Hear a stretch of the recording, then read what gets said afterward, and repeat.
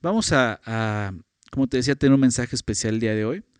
Vamos a ver la entrada triunfal de Jesús, pero en el libro de Mateo, así que por favor, pues si tienes tu Biblia ahí, ábrele Mateo 21, si no, ve por tu Biblia, trae tu libreta de notas, tu lápiz para apuntar, y ábrela ahí en Mateo 21, por favor, vamos a estar meditando en este pasaje de Mateo 21. Mateo 21. El día de hoy, domingo, es domingo conocido como Domingo de Ramos, ¿verdad? Y exactamente la referencia a lo que vamos a estudiar hoy, ¿no? Cuando Jesús es recibido con esas ramas, ¿no? Y vamos a ver de qué se trata, ¿no? Es un tiempo creo que especial también para recordar, como te decía, esta semana, ¿verdad? La Semana Santa, recordar qué significa para nosotros los que hemos creído en Jesucristo. Y vamos a comenzar con este día aquí en la entrega triunfal en Mateo 21. Quisiera leer el pasaje del verso 1 al 11. Después de leerlo, hacemos una oración y damos inicio con el estudio. Dice así el verso 1. Cuando se acercaron a Jerusalén y vinieron a Betfagé, al monte de los olivos, Jesús envió 2 discípulos, diciéndoles: Id a la aldea que está enfrente de vosotros, y luego hallaréis una asna atada y un pollino con ella. Desatadla y traédmelos. Y si alguien os dijere algo, decid: el Señor los necesita, y luego los enviará. Todo esto aconteció para que se cumpliese lo dicho por el profeta cuando dijo: Decid a la hija de Sión: he aquí, tu rey viene a ti, manso y sentado sobre una asna, sobre un pollino, hijo de animal de carga. Y los discípulos fueron e hicieron como Jesús les mandó. Y trajeron el asna y el pollino, y pusieron sobre ellos sus mantos, y él se sentó encima. Y la multitud, que era muy numerosa, tendía sus mantos en el camino, y otros cortaban ramas de los árboles y las tendían en el camino. Y la gente que iba delante y la que iba detrás aclamaba diciendo: Hosana al Hijo de David, bendito el que viene en el nombre del Señor, Hosana en las alturas. Cuando entró él en Jerusalén, toda la ciudad se conmovió, diciendo: ¿quién es este? Y la gente decía: este es Jesús, el profeta de Nazaret de Galilea. Vamos a hacer una oración. Señor, gracias, como decíamos al principio, por permitirnos reunirnos a través de este medio, Señor, internet, poder escuchar tu voz y conocerte más. Queremos pedir, Señor, que tú nos bendigas, Señor, en este tiempo con tu palabra y tu Espíritu Santo, que nos guíe, Señor, a través de este pasaje y nos enseñe las verdades que están escritas, Señor. Cosas que tú has dejado aquí, Señor, porque quieres enseñarnos, quieres hablarnos, Señor. Te pedimos, Señor, que tú nos hables, Señor, que nos des entendimiento acerca de este pasaje, Señor. Por favor, que sea tu Espíritu Santo con nosotros. En el nombre de Jesús, amén.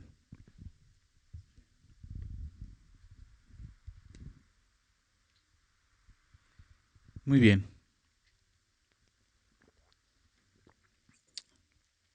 Este pasaje, como te decía al principio, se conoce como la entrada triunfal de Jesús.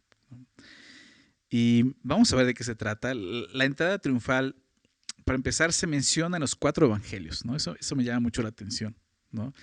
Pocos son las anécdotas o historias, ¿no?, que se mencionan en los 4 evangelios. Y esta es una de ellas, ¿no? La entrada triunfal, ¿no? Y creo que Dios se encargó de poner en los 4 evangelios. ¿Por qué? Porque quiere, no solo que conozcamos este pasaje, Él quiere que entendamos el mensaje que nos enseña este pasaje, un mensaje muy importante. Este capítulo comienza con un momento importante en el ministerio de Jesús, ¿no?, que se desarrolla en Jerusalén y alrededor de Jerusalén. Es la última semana de Jesús antes de morir en la cruz, ¿sí? Es cuando Jesús decide ya ir a Jerusalén porque sabe que ha llegado la hora, ¿sí? Y algo importante en todo esto que Mateo no menciona, pero lo vemos en Juan, en el pasaje paralelo, en Juan 12, si quieres ir para allá, es la fiesta de la Pascua. La fiesta de la Pascua estaba por celebrarse. Fíjate lo que dice en Juan 12, verso 1. El pasaje de la entrada triunfal viene hasta el verso 12, pero ve cómo comienza el capítulo 12 de Juan. De Juan. Dice, 6 días antes, dice ahí, de la Pascua. Vino Jesús a Betania, donde estaba Lázaro, el que había estado muerto y a quien había resucitado de los muertos. 6 días antes de la Pascua. Y después ocurre esto, lo de la entrada triunfal, en el verso 12. El siguiente día, ¿no? Dice así, el siguiente día, grandes multitudes que habían venido a la fiesta al oír que Jesús venía a Jerusalén, tomaron ramas de palmera y salieron a recibirle y clamaban, Hosana, bendito el que viene en el nombre del Señor, el Rey de Israel. Es este mismo momento. Entonces, estaba cerca la Pascua, ¿no? 6 días, el día después, ¿no? Fue un domingo muy interesante, ¿no? Porque ese domingo, según el calendario judío, fue el día 10º del mes primero. ¿Recuerdas ese día? El día 10º del mes primero. Todavía el miércoles pasado recordábamos esto en Josué, que es cuando cruzan el Jordán, ¿recuerdas? Fue ese día, el día 10º del mes primero. En el calendario judío, recuerdas que era el mes de Nisán. Quiero que me acompañes a Éxodo, capítulo 12, que recordemos un poco de lo que se trataba esta fiesta. Éxodo 12. ¿Recuerdas que Éxodo 12 habla esto de la Pascua? ¿No? Y algunas cosas interesantes porque pues es lo que Jesús también vino a cumplir. Fíjate lo que dice el verso 1, nos menciona cómo tenían que prepararse para salir, ¿verdad? Dios ya había prometido que los iba a sacar de la esclavitud de Egipto. Y dice ahí verso 1, habló Jehová a Moisés y a Aarón en la tierra de Egipto, diciendo, este mes os será principio de los meses. Cuando Dios estipula el calendario judío, les dice, este es el primero de los meses. En nuestro calendario sería como precisamente por estas fechas, mediados de marzo y mediados de abril, ¿no? Exactamente estamos por esas fechas. Entonces le está diciendo, este mes os será principio de los meses, para vosotros será este el primero en los meses del año. Entonces dice, hablad a toda la congregación de Israel diciendo, en el 10 de este mes, ¿te das cuenta qué día? El 10 de este mes, tómese cada uno un cordero según las familias de los padres. Un cordero por familia. Mas si la familia fuere tan pequeña que no baste para comer el cordero, entonces él y su vecino inmediato a su casa tomarán uno según el número de las personas. Conforme al comer de cada hombre, haré la cuenta sobre el cordero. No tenían que desperdiciar nada. Si una familia pequeña tenía que invitar a alguien para que ese cordero se consumiera, lo comieran todo. El animal, fíjate lo que dice a continuación, verso 5, el animal será sin defecto, macho de 1 año, lo tomaréis de las ovejas o de las cabras y lo guardaréis hasta el día, ¿qué día dice ahí? 14, ¿verdad? Entonces el día 10 lo tomaban, lo guardaban y hasta el día 14 de este mes, dice, inmolará toda la congregación del pueblo de Israel entre las 2 tardes, ¿no? Que sería el jueves y el viernes, ¿no? Jesús es arrestado el jueves, ¿recuerdas? Y el viernes es cuando es crucificado, entre las 2 tardes. Entonces, esta era la instrucción, ¿no? De lo que Dios iba a hacer, lo que le estaba pidiendo para poder precisamente sacarlos de la esclavitud que estaban viendo en Egipto. Y era esta fiesta que estaba a punto de celebrarse en ese momento cuando Jesús entra a Jerusalén. El propósito de apartar el cordero, como veíamos aquí, durante estos días, del día 10 al día 14, era para inspeccionarlo, para cerciorarse que era sin mancha, sin defecto, como Dios lo demandaba. Ese era el propósito. Ahora, en esos próximos días que vamos a ver aquí, vamos a estar viendo esta semana, ¿no? Hablando de la Semana Santa, en los próximos días Jesús, como el Cordero de Dios, será inspeccionado por miles de judíos en Jerusalén. Pero todo comienza aquí, en la entrada triunfal, como veíamos en Mateo 21. Y Mateo 21 comienza con una instrucción de Jesús. Déjame volver a leer esto, el verso 1 al 3. Dice, cuando se acercaron a Jerusalén y vinieron a Betfagé, al monte de los olivos, Jesús envió a 2 discípulos, diciéndoles, id a la aldea que está enfrente de vosotros y luego hallaréis una asna atada y un pollino con ella. Desatadla y traédmelos.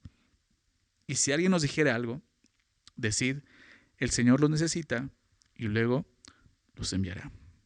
Entonces vemos cómo Jesús, de alguna manera, Él sabe que es la hora, ha llegado la hora de ir a Jerusalén. Y cuando Jesús se prepara para entrar a Jerusalén, vemos algo, deliberadamente hace esto. Envía a dos de sus discípulos a hacer los arreglos necesarios para su entrada en la ciudad, ¿no? Entonces el texto nos deja ver claramente que esto fue algo que Jesús ya había planeado. Jesús estaba llevando a cabo algo que de antemano ya había preparado. Jesús sabía que era el momento y que esto era lo que tenía que hacer. ¿Por qué? Porque vamos a ver, estaba escrito que debía de ocurrir de esta manera. Recordemos algo, hasta este momento Jesús había intentado varias veces, ¿no? Y quizás si conoces los evangelios vas a recordar que varias veces él intentó que ninguno divulgara que él era el Mesías. Muchos lo reconocieron, se dieron cuenta cuando Jesús sanaba gente, ¿verdad? Alguna gente lo declaró como un Mesías, pero él decía, no digas a nadie. Varias veces él dijo que su hora no había llegado, que aún no era el momento de revelar quién era. Si tú recuerdas, en un par de ocasiones la multitud había intentado hacerlo rey, tomarlo y hacerlo rey, y Jesús tuvo que huir, que esconderse de ellos. Pero ha llegado la hora. Aquí lo vemos, ha llegado la hora de mostrar que Él es el Mesías. Y lo hace cumpliendo una de las profecías más conocidas por los judíos, que está en Zacarías, que es lo que vemos a continuación. Versículo 4. Dice así: todo esto aconteció para que se cumpliese lo dicho por el profeta, cuando dijo: decida la hija de Sión, he aquí, tu rey viene a ti, manso y sentado sobre una asna, sobre un pollino, hijo de animal de carga. La entrada de Jesús a Jerusalén era el cumplimiento de esta profecía. Profecía de Zacarías, Zacarías capítulo 9, versículo 9. Ahorita la vamos a ver, pero déjame decir algo antes de eso. La mayoría de los judíos conocían esta profecía. Obviamente los escribas y los fariseos la conocían muy bien, sabían su significado, ¿sí? Ellos están ahí en este momento, ellos están viendo a Jesús, ellos saben lo que significa esto. Cuando Jesús de una forma deliberada entra de esta forma a Jerusalén, Él está diciendo a viva voz: yo soy el Mesías. Es lo que Jesús está haciendo aquí. Yo soy su Salvador, yo soy el Señor de señores, soy el Rey de reyes. Así es como está presentando. Fíjate lo que decía la profecía. Déjame leer eso en Zacarías 9, verso 9. Zacarías 9, 9, que es lo que cita aquí Mateo. Alégrate mucho, hija de Sión. Da voces de júbilo, hija de Jerusalén. He aquí tu rey vendrá a ti, justo y salvador, humilde y cabalgando sobre un asno, sobre un pollino, hijo de asna. ¿Te das cuenta que difiere un poco en el texto? Mateo no dice algo que Zacarías dijo. Yo creo que lo hizo intencionalmente. Déjame leer nuevamente lo que dice Mateo. Decía la hija de Sión, ¿no? Y es lo que dice Zacarías: alégrate mucho, hija de Sión, da voces de júbilo, hija de Jerusalén. Hija de Sión era una referencia a Jerusalén precisamente, ¿no? Te está refiriendo a eso, hija de Jerusalén. Y dice: he aquí tu rey viene, dice Mateo, aquí tu rey viene a ti, ¿verdad? Manso y humilde, perdón, manso y sentado sobre una asna. Pero Zacarías dice: hija de Jerusalén, he aquí tu rey vendrá a ti. Pero dice esto: justo y salvador, humilde y cabalgando sobre un asno. ¿Te das cuenta cómo Mateo hace referencia a la humildad diciendo manso, pero no habla de justo y salvador? Porque Jesús viene y se presenta aquí de esta manera, no como justo y el salvador, sino como el humilde, como el manso, cabalgando sobre un asno, sobre un pollino, hijo de asna. Jesús no entró a Jerusalén montando un caballo. Él entró montando un pollino. De acuerdo a la profecía, como vemos, mostrando su humildad. Porque Jesús así vino la primera vez, en humildad. Filipenses 2 nos recuerda claramente eso. Nos invita a tener ese mismo sentir que hubo en Cristo Jesús, ¿recuerdas? El cual, siendo en forma de Dios, no estimó No consideró ser igual a Dios como cosa que aferrarse, sino que se despojó a sí mismo, siendo obediente hasta la muerte y muerte de cruz, humillándose, ¿verdad? Tomando no solamente la forma humana, sino haciéndose un siervo en humildad. Y es lo que nos está recordando aquí. Jesús no entró a Jerusalén con conquista, sino en humildad, pero triunfante. El modelo ideal que Dios presenta, y aquí lo vemos de un rey, es una persona mansa y humilde. Realmente este no era el tipo de rey que los judíos estaban esperando. El tipo de rey a los que los judíos estaban acostumbrados, como los emperadores, ¿verdad? César. Este era un rey diferente. Déjame continuar leyendo. Verso 6 dice: y los discípulos fueron e hicieron como Jesús les mandó, y trajeron el asna y el pollino, y pusieron sobre ellos sus mantos, y él se sentó encima. Entonces los discípulos obedecen todo lo que Jesús les dice. Me gusta ver la obediencia de los discípulos. No preguntan nada, simplemente van y hacen lo que Jesús les pide. Hicieron como él les mandó y trajeron el asna y el pollino, y ve lo que hacen, pusieron sobre ellos, sobre el asna y el pollino, sus mantos, sus vestidos, y él se sentó encima. Jesús hace esto porque Jesús estaba anunciando abiertamente, es lo que iba a hacer abiertamente al pueblo, que él es el rey de Israel, el Mesías prometido y esperado. Verso 8 dice así: y la multitud, que era muy numerosa, tendía sus mantos en el camino, y otros cortaban ramas de los árboles y las tendían en el camino. Y la gente que iba delante y la que iba detrás aclamaban diciendo: Hosana al Hijo de David. Bendito el que viene en el nombre del Señor. Hosana en las alturas. Wow.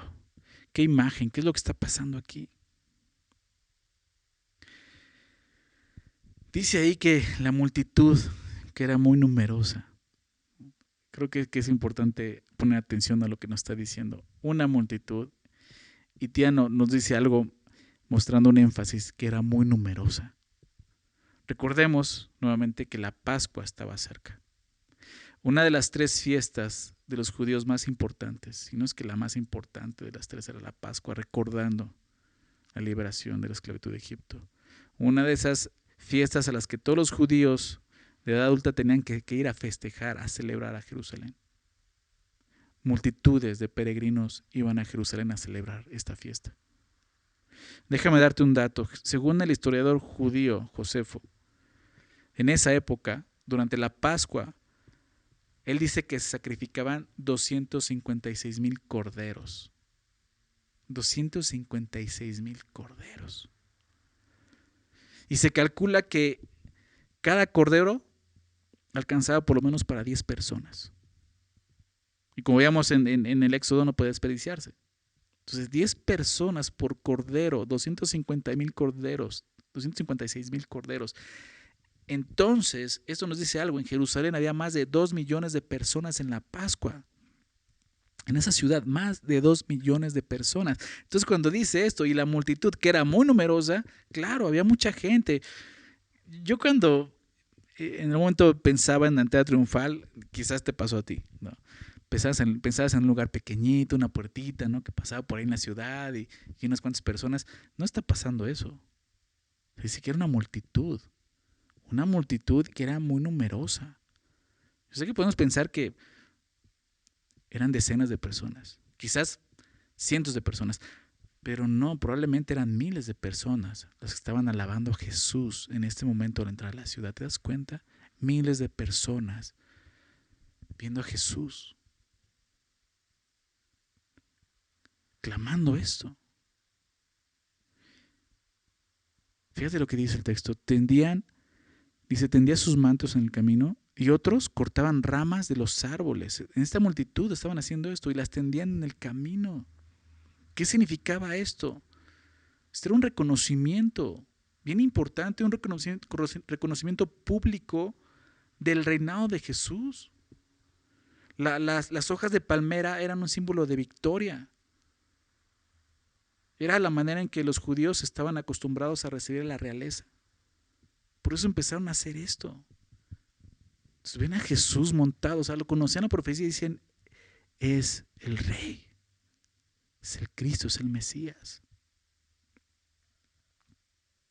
Esto es de llamar la atención. Durante gran parte del ministerio de Jesús, Él fue despreciado, fue desechado, ¿verdad?, entre los hombres, como dice la Escritura.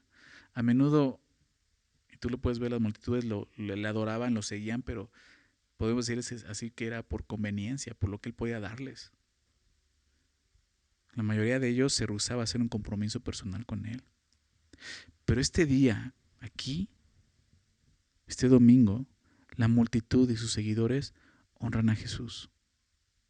Ellos usaron sus ropas como una silla de montar para Jesús.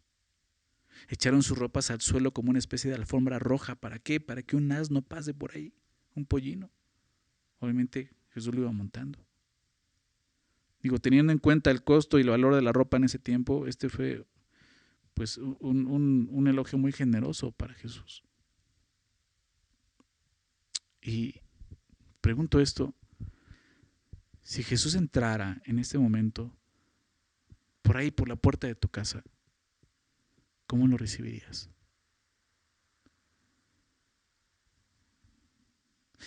¿Eres tú Jesús? ¿Si eres Jesús? ¿Con cuestionamientos, con dudas? ¿O con un elogio generoso de tu parte, como lo están haciendo aquí?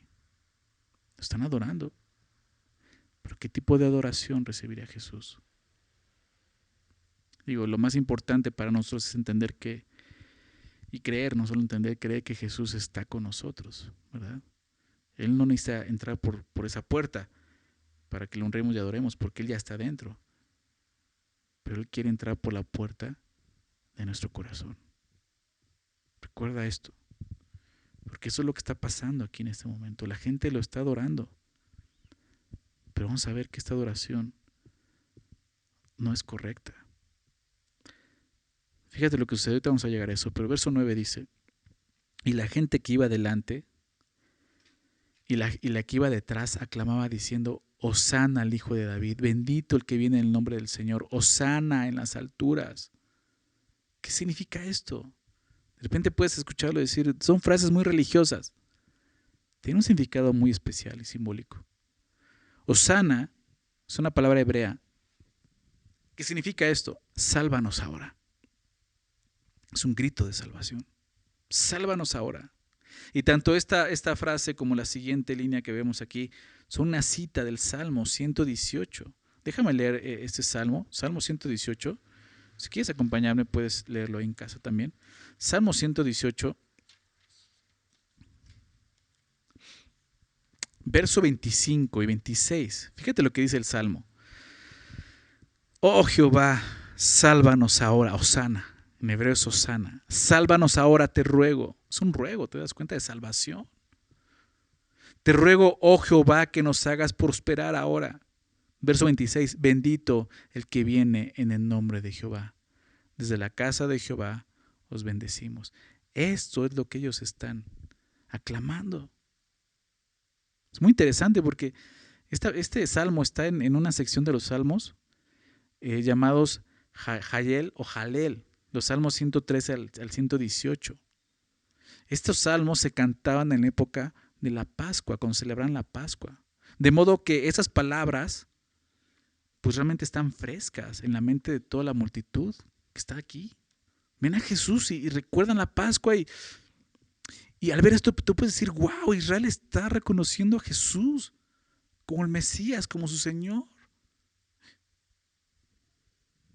Realmente la esperanza del reino de David también era alta en esta época del año para ellos. Por eso están diciendo, Hosana al Hijo de David. Déjame citar lo que ellos aclaman, pero en el Evangelio de Marcos, ¿no? Agrega un poquito más. Fíjate lo que dice Marcos 11, verso 10, dice así: bendito el reino de nuestro Padre David que viene, Hosana en las alturas. Porque eso es lo que también esperaban los judíos. Bendito el reino de nuestro Padre David que viene. ¿Qué significa esto? Déjame recordarte esto, si no lo sabía, explicarte esto. Existía un pacto. Acompáñame a 2 de Samuel, por favor, 2 de Samuel en el Antiguo Testamento, capítulo 7. Había un pacto que Dios hizo precisamente con el rey David.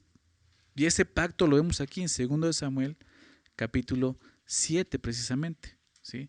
En ese capítulo comienza narrándonos cómo David dice, pues yo tengo mi casa, ¿no? Yo he sido muy bendecido por Dios, pero Dios no tiene una casa. Él sigue estando en tabernáculos, en tiendas, no había un templo en ese momento todavía. Y David muestra la intención de querer construir un templo para Dios, una casa para Dios física. A lo que Dios le contesta por medio de Natán. Le dice esto, ¿no?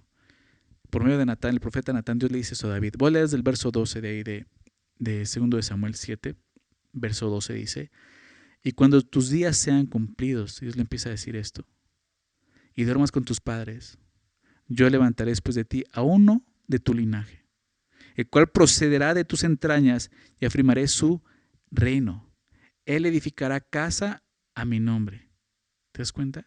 Y yo afirmaré para siempre el trono de su reino. Entonces Dios le dice, ¿sabes qué, David? Tú no me lo vas a construir, tú no vas a construir casa. Yo voy a traer a alguien. Va a ser de tu linaje, le está diciendo. Va a venir de ti. Él me va a construir casa. Él va a edificar casa, ¿no? Para siempre el trono de su reino, lo que está diciendo. Pero esto va a suceder, David, cuando tú ya duermas. Cuando tú ya hayas muerto.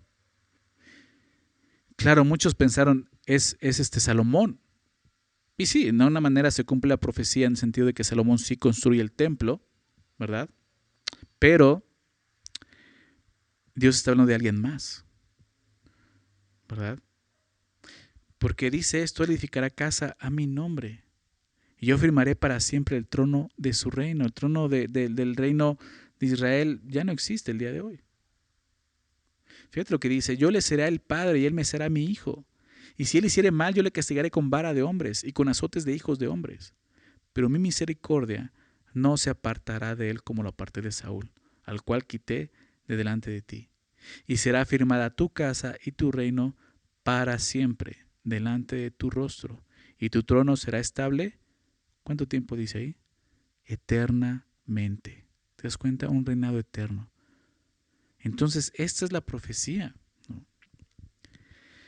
Claro, Dios está hablando de otra persona más. Y tú y yo sabemos a quién se refiere. Está hablando de Jesús. De Jesús, ¿verdad? Como ese rey que iba a venir a reinar con un reino eterno. Que iba a edificar casa a Dios, ¿verdad? Pero Jesús vino a cumplir esto. Y es lo que está pasando delante de los judíos aquí en la entrada triunfal. Déjame leer esto en Lucas, que también lo vemos en Lucas.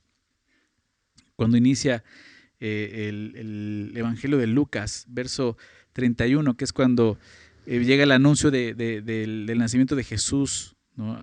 Por medio del ángel Gabriel, ¿no? a María. Y le dice esto en el verso 31 de Lucas 1, y ahora concebirás en tu vientre y darás a luz un hijo y llamarás su nombre Jesús. Dice Jesús, este será grande y será llamado Hijo del Altísimo. ¿Te acuerdas cómo dijo en la profecía a David, cómo le dijo Dios? Será mi hijo. Será llamado Hijo del Altísimo. Y el Señor Dios le dará el trono de ¿quién? De David su padre. Y reinará sobre la casa de Jacob, para siempre, y su reino no tendrá fin. Es lo que estamos viendo, es la profecía. Se va a cumplir en Jesús, el Mesías, el Cristo. ¿Sí lo ven? Entonces, regresando al texto, la entrada triunfal, la Pascua celebraba la liberación del pueblo de Israel de la esclavitud de Egipto. Recordemos eso. La esperanza de los judíos de una liberación romana pues crecía durante esta época. Y la multitud esperaba que Jesús estableciera inmediatamente el reino terrenal prometido a Israel en el Antiguo Testamento. Seguramente ellos al ver esto dijeron, wow, es Él. Por eso gritan esto, Hosana al Hijo de David, bendito el reino de nuestro Padre David que viene. Ellos están viendo a Jesús realmente como el profeta prometido en las Escrituras.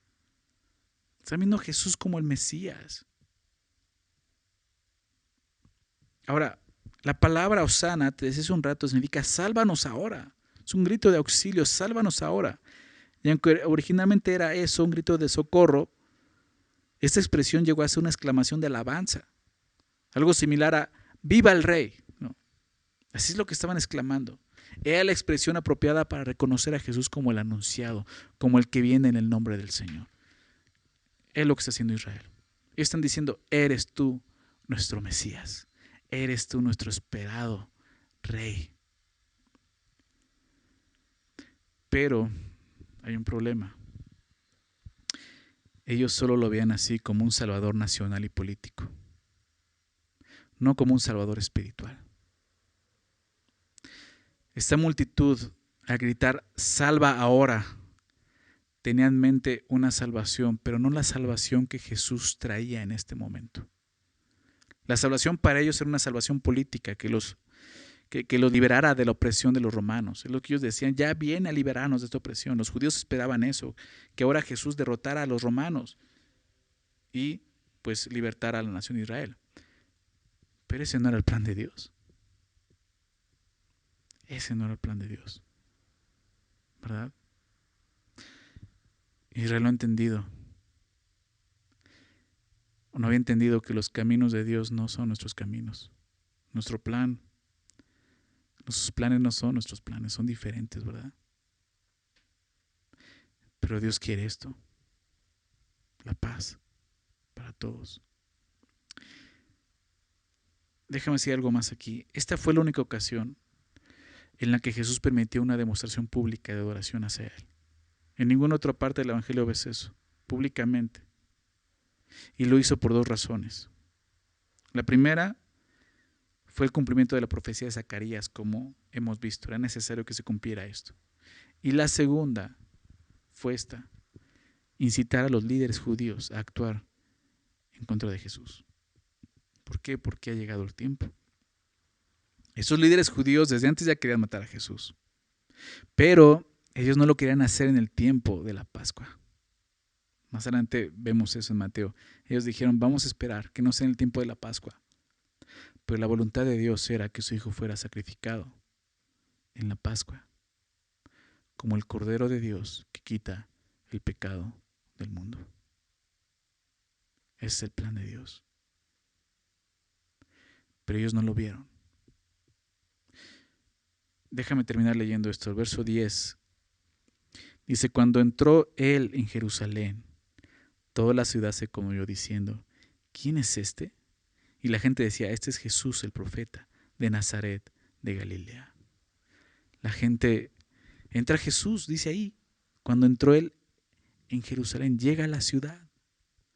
Jesús entra a Jerusalén, su nación, entra como un judío, ¿verdad? Es su nación, y no solo digo que sea su nación porque es judío, sino realmente porque Jerusalén le pertenecía a Jesús, ¿verdad? Israel es la niña de sus ojos, su pueblo escogido. Y es lo que Dios está haciendo. Jesús entra en Jerusalén y toda la ciudad se conmovió, dice el texto.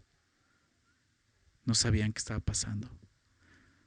Ven a unos gritar así, dicen, es el Mesías, muchos lo están reconociendo. Lo están adorando, echando sus ropas, palmas, reconociendo la realeza. Pero no entendían qué estaba pasando realmente delante de sus ojos. No entendían lo que estaba sucediendo. Jesús está proclamando rey, el Mesías esperado. Pero Israel no lo va a recibir de esa manera. No estaban entendiendo. Ni siquiera los discípulos entendían esto. Déjame citar esto en Juan 12, que es el pasaje paralelo. Hace rato lo hablábamos. Juan 12 nos dice esto acerca de los discípulos, cuando pasa todo esto en la entrada triunfal. Juan 12, 16 dice, estas cosas no las entendieron sus discípulos al principio. Pero cuando Jesús fue glorificado, está hablando de cuando Jesús muere y resucita, entonces se acordaron de que estas cosas estaban escritas acerca de él y de que se las habían hecho. Ni siquiera los discípulos entendían el significado de esta entrada triunfal. Ni siquiera ellos, hasta después de la muerte y resurrección, la glorificación de Jesús, se dieron cuenta, era esto. La entrada triunfal de nuestro Señor Jesucristo no fue ostentosa, no fue aparatosa como las entradas triunfales de los romanos. Hacían todo toda una procesión, los romanos. No fue así como lo hacían ellos, pero fue triunfal. ¿Por qué? Porque Jesús se presenta como el Mesías, el Rey ungido de Dios, el Salvador de Israel. Pero su conquista no era militar, sino espiritual. Jesús, antes de triunfar sobre los hombres, Él vino a triunfar sobre el pecado. Israel no entendió eso. El pueblo de Israel espiritualmente no lo entendió, estaban ciegos, no podían entender ni ver lo que estaba pasando delante de sus ojos. Una ceguera espiritual no les permitió ver que realmente Él era el Mesías. No solo Mesías político, Mesías espiritual. Y ellos simplemente no cumplieron los requisitos necesarios para recibir el reino. ¿Cuáles son esos requisitos? En Marcos 1, capítulo 15, es cuando Jesús comienza su ministerio y dice el texto que comienza predicando el evangelio. Déjame recordarte esto, Marcos 1:15 dice, diciendo, el tiempo se ha cumplido. El tiempo se ha cumplido y el reino de Dios se ha acercado. Por lo tanto, dice el texto, arrepentíos y creed en el evangelio. Los requisitos para entrar en el reino, para recibir el reino de Dios, arrepiéntete y cree. Los judíos no cumplieron con esos requisitos. No se arrepintieron ni creyeron. Y por tanto, no recibieron a Jesús como Salvador. Lo que la Biblia nos enseña, Juan 1, verso 11, hablando del verbo que fue hecho carne, ¿verdad? Dice, a lo suyo vino y los suyos, ¿recuerdas? No le recibieron. Los suyos, los judíos, Israel no le recibió. Y tú puedes decir, pero ¿qué lo estamos viendo en la entrada triunfal? Lo están recibiendo. Ve cómo lo están alabando, lo están adorando. Sí, pero no lo están adorando correctamente, no lo están recibiendo correctamente. Eso es lo que está sucediendo. Jesús llega a Jerusalén, entra a Jerusalén y se encuentra con esto. Obviamente tú y yo sabemos que Jesús sabía con lo que se iba a encontrar. Pero eso fue lo que Jesús vio. Déjame citar esto en Lucas, acompáñame en Lucas 19, el pasaje en Lucas 19 paralelo de este texto, que esto que te voy a leer viene a continuación de la entrada triunfal, es inmediatamente lo que sucede después de la entrada triunfal. Lucas 19:41, fíjate, esto fue lo que Jesús encontró al entrar a Jerusalén. Dice, y cuando llegó cerca de la ciudad, al verla, lloró sobre ella. ¿Recuerdas este texto? Jesús llorando. En otra ocasión se menciona que Jesús llora por la muerte, por los estragos del pecado, ¿verdad? Con Lázaro. Pero esa es la otra vez que llora, y es al ver a Jerusalén, que no lo recibe realmente como tenía que haberlo recibido. Por eso Jesús llora. Fíjate lo que dice a continuación, lo deja más claro. Diciendo, oh, si también tú conocieses, a lo menos en este tu día, lo que es para tu paz, mas ahora está encubierto de tus ojos. ¿Te das cuenta de lo que está diciendo? Si realmente entendieras lo que está pasando delante de ti, lo que acaba de ocurrir, la paz que tanto deseas, que tanto desea tu corazón, que tanto necesitas, no la que estás viendo, la que estás buscando en esa tierra. Dice, mas ahora está encubierto de tus ojos. La ceguera espiritual de Israel no les permitió ver a Jesús como el Mesías que venía a libertarlos de la esclavitud del pecado.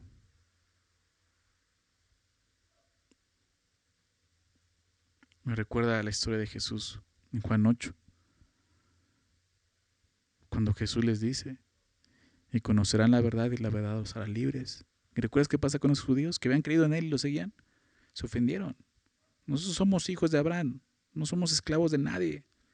Jesús dice, son esclavos del pecado. Estoy hablando de esa esclavitud, no física, pero no entendieron.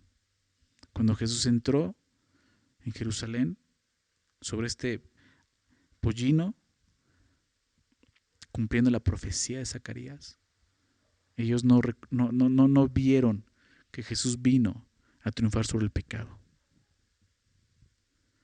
Estaban ciegos, como dice el texto.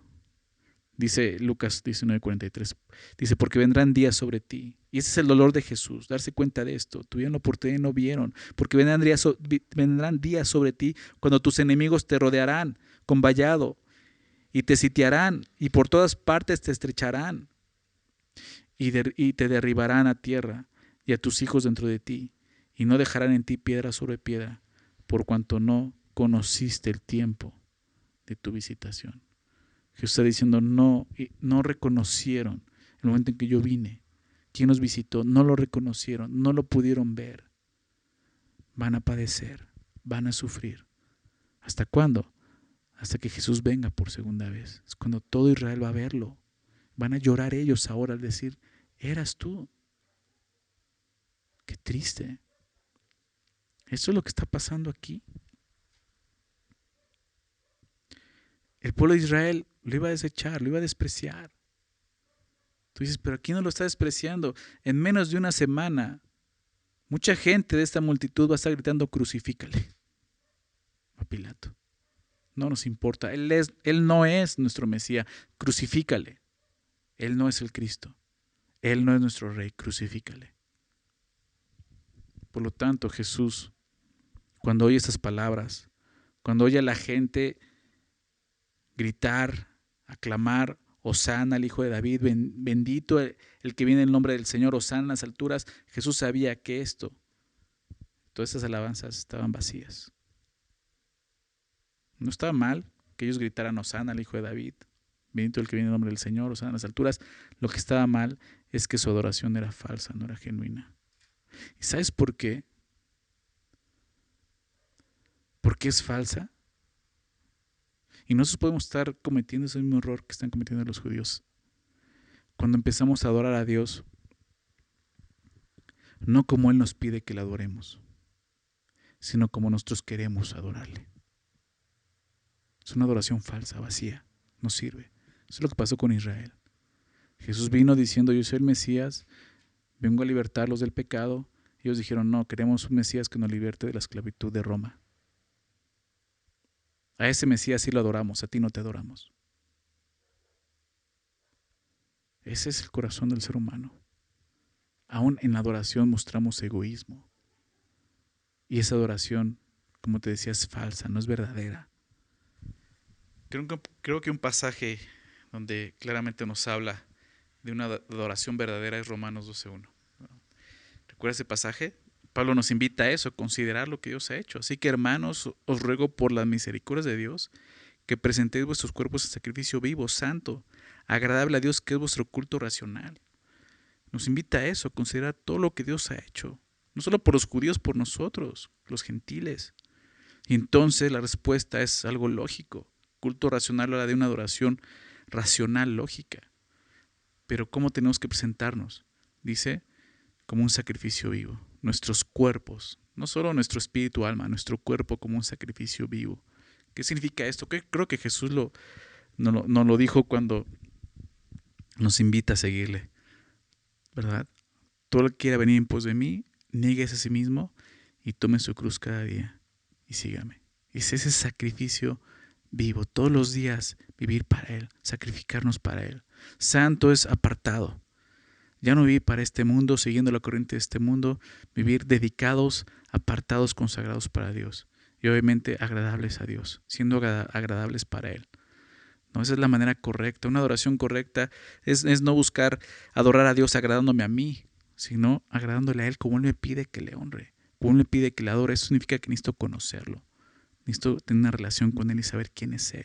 Los judíos, Jesús les dijo muchas veces quién era, lo que iba a hacer, y ellos no lo quisieron. Ellos buscaban a este Mesías terrenal, como veíamos. Pero Él venía como el Mesías espiritual, a libertarnos del pecado. Jesús sabe que le espera una semana muy difícil. Y ese es el primer día de la semana. Te van a pasar más cosas. Pero quiero terminar con esto. Recordemos, Jesús entró sobre un pollino, como decía la profecía, mostrando humildad y mansedumbre. Pero no termina ahí, hace rato te decía, Él vendrá por segunda vez. Y cuando venga por segunda vez e Israel vea a Jesús, va a ser una situación muy diferente. Jesús vendrá en gloria, no en humildad. Será una escena de victoria total cuando venga a derrotar a sus enemigos y establecer su reino. Acompáñame a Apocalipsis 19, por favor. Vamos ahí, vamos a terminar con este pasaje.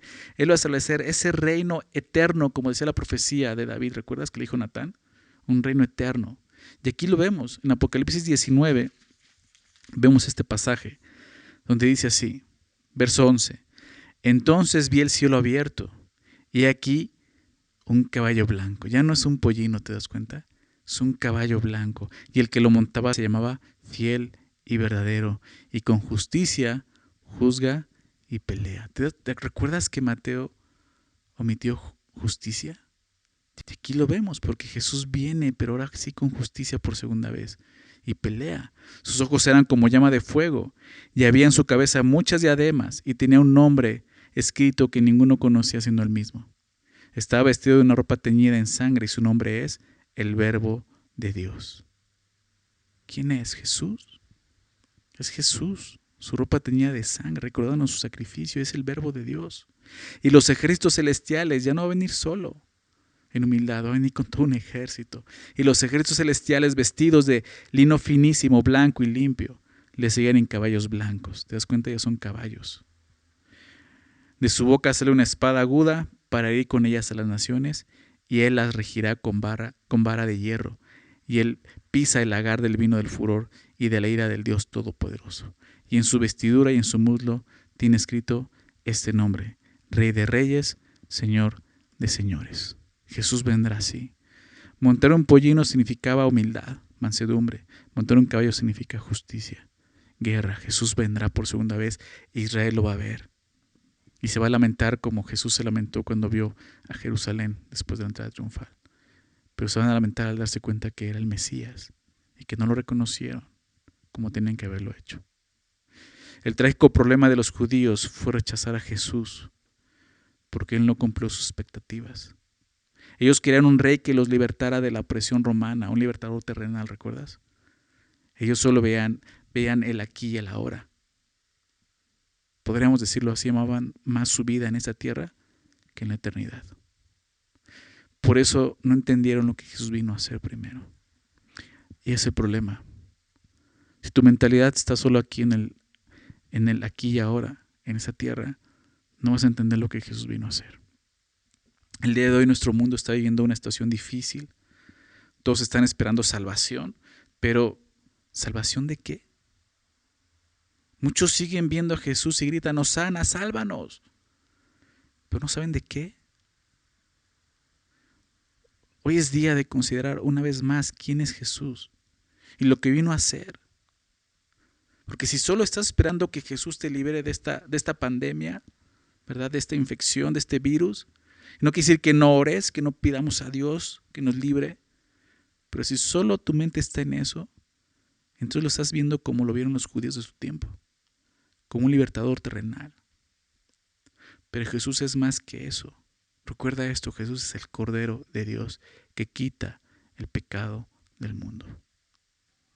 Jesús vino a resolver este problema primero, antes que otra cosa. Claro que Jesús puede terminar con esta pandemia, con este virus, y vamos a orar por eso y que Dios nos guarde, pero principalmente es esto: recordar y reconocer lo que Jesús vino a hacer. Jesús vino y murió en una cruz, resolviendo el principal problema del hombre: muerte eterna. Jesús vino a darnos vida eterna.